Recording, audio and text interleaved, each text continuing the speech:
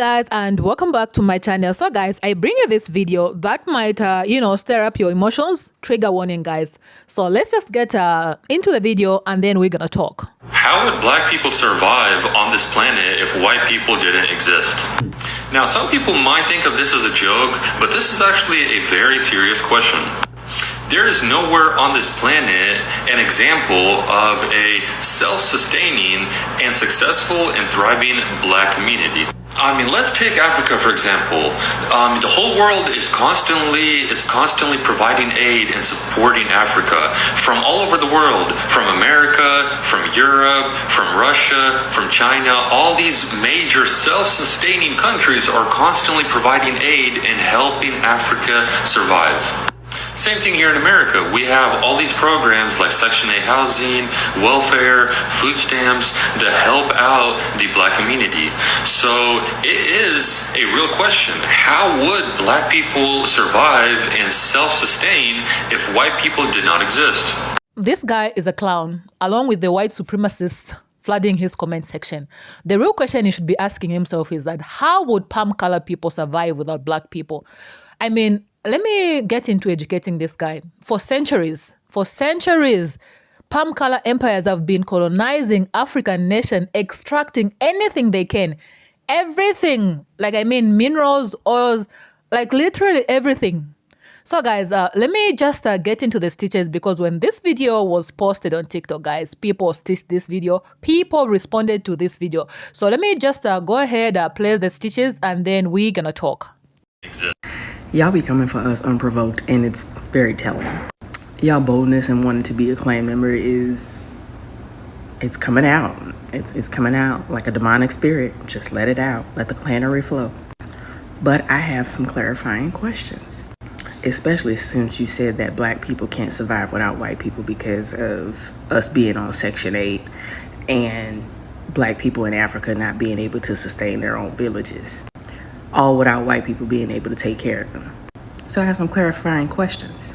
Are you saying that black people couldn't survive on their own by building their own homes and infrastructure, kind of like how we built Harvard University and the White House? Are you saying that we couldn't cultivate the land to grow our own food, kind of like how we grew rice, cotton, indigo, tobacco, other vegetables to feed families, including y'all's? We all know what happened to the colonial society of Roanoke when they were left to their own devices, trying to feed themselves, and they just mysteriously died off because they were too lazy to cultivate the land. Moving on. Are you saying that black people wouldn't be able to survive without y'all when it comes to raising our kids? Because I distinctly remember laws being passed in the Carolinas preventing black women from staying home to raise their own children because y'all were too lazy to raise your own children. And so you made it illegal for black women to be stay-at-home mothers.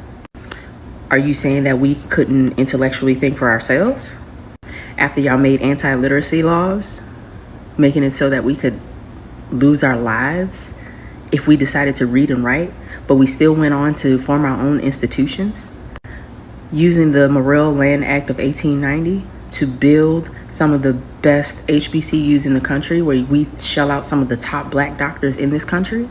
We can go on and on about this, but I'm pretty sure that one thing that we would do so well without some of y'all is minding our own business, because y'all keep coming at us unprovoked. Now, what would you do if we no longer existed?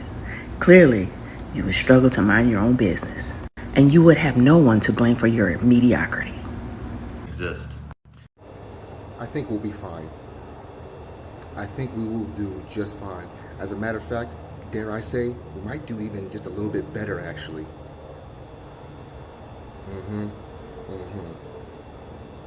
Yeah. Everybody feels me on that, right? But if the European was to, the white man or European or Caucasian was to just disappear off the face of Earth today, there's a little bit of that Caucasian, that European still in a lot of Africans. All my woke brothers and sisters know what I'm talking about. So yeah, we can get rid of the white man. We can do that. But what about a few brothers and sisters who have that internally? How are we going to deal with them? That's my question. Just a thought, that's all. Just my thoughts. Exist. Our ancestors had to teach your ancestors how to properly bathe and groom themselves. Hell, we still doing that now. I think we would be fine. Trust me. Okay, guys, so I want you guys to watch the last stage of this video because this guy in the stage is like the master educator for this clown, guys. Please, let me just finish my brief, educating for this clown, guys. So, colonizers controlled the mines before, and they're still doing that.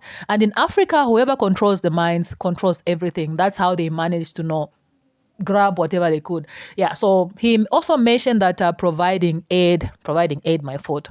Guys, has this guy ever heard of a vending machine or something? You put a coin, food comes out. Who's really spending? Is it the vending machine? I mean, please, guys, go ahead and leave your own thoughts in the comment section below, and let's just get into this very important stitch. I'm not saying other stitches are not important, but this one, guys, let's go ahead. Let's just go ahead, guys. Troglodyte male monkey in winter. Is this you?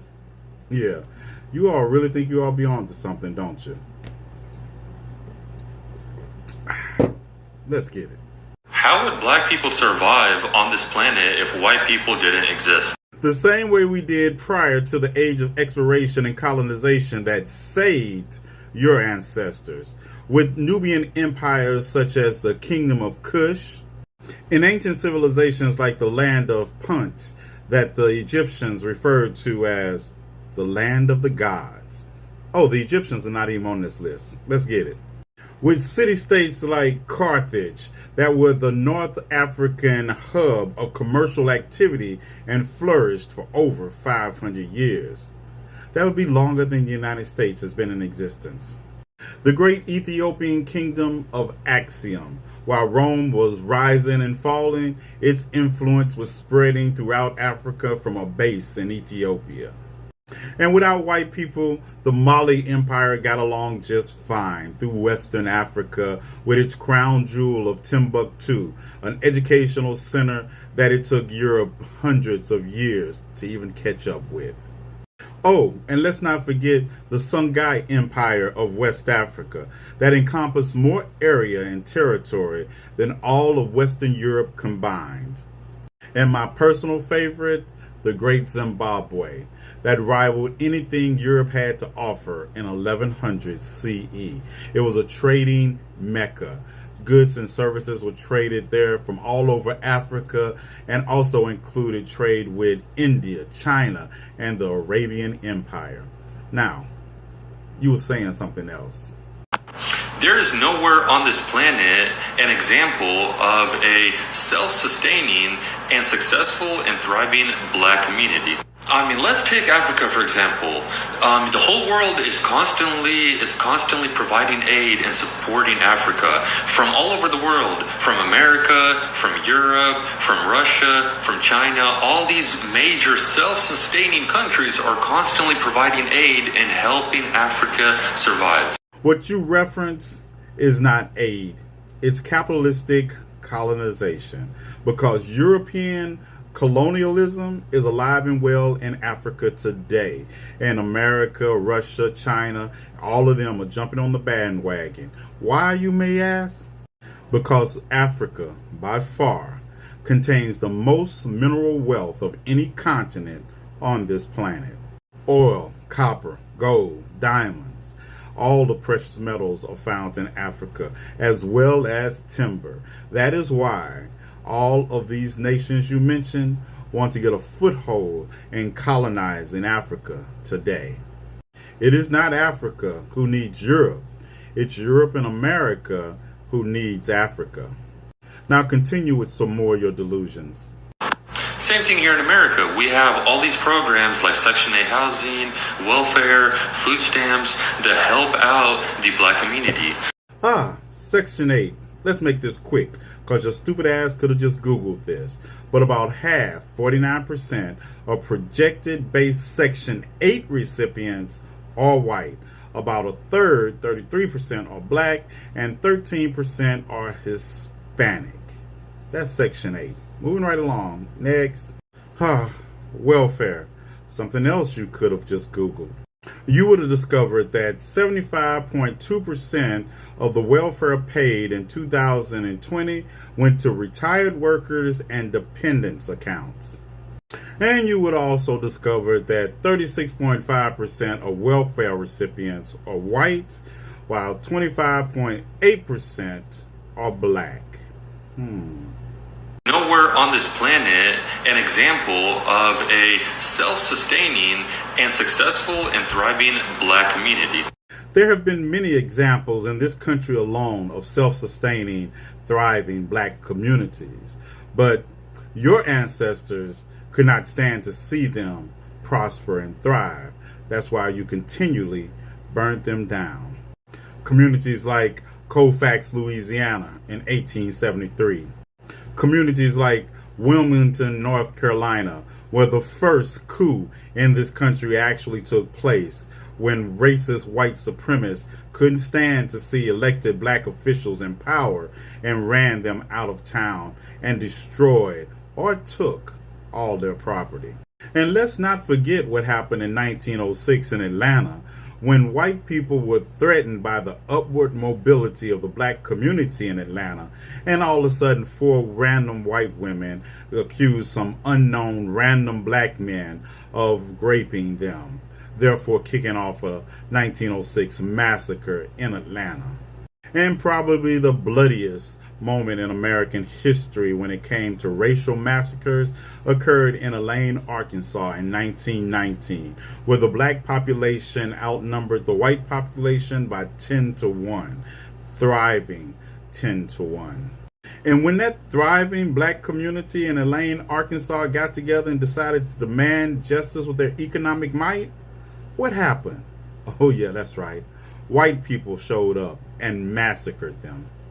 Yeah, and let's not forget Rosewood, 1923, a thriving black community that Fannie Taylor decided to destroy by saying that she was raped by a black man. And who did they go get first? The local blacksmith. And before killing him, they made sure to torture and mutilate him and hung him from a tree and proceeded to start to burn down a thriving black community. Listen here, you poster child for why your uncle should have had a better pull-out game on his sister. Black people don't need you all. We did not create the transatlantic slave trade because we needed you. You created it because you needed us. And we will be fine if you cease to exist tomorrow. And I said what I said. That's all I had for you guys in today's video. Please remember to leave your own thoughts in the comment section below. This is very important. We get more educated in the comment section below than the actual videos. I mean, we've got people with a lot of knowledge out there, just that, you know, they don't have platforms to share that kind of knowledge. I'll leave my email in my about. So guys, if you've got anything that you want, a video that you want me to cover, please go ahead, send me an email and I'll definitely do that. If you have not subscribed to this channel, guys, please go ahead, subscribe, turn on your notification bell so that every time I upload a new video, you'll be notified. I'll see you in my next video. Peace.